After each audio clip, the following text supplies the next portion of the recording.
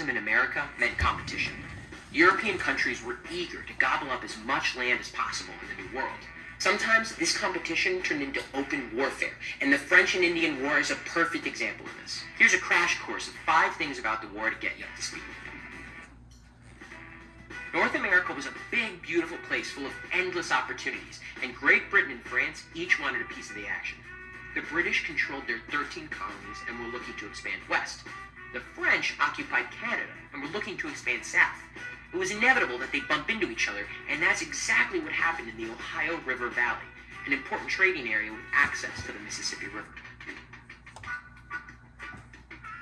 The French and Indian War marked the debut of 21-year-old George Washington, a lieutenant colonel for the militia in the British colony of Virginia.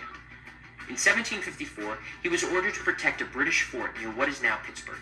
On the way, Washington encountered a French military unit, and the two sides fought in the first battle of the French and Indian War, the Battle of Jumonville Glen. Washington was young, but he was quickly gaining the experience he would need to eventually command the Continental Army. Years of territorial scuffles turned into full-blown declarations of war in 1756. As fighting broke out, the British and French sought allies among the local Native American populations. The French were familiar with many tribes through trade and recruited the Potawatomi, Winnebago, Ojibwa, Mississauga, and the Huron, while the British turned to the Iroquois Confederacy. At first, the French were winning, a lot.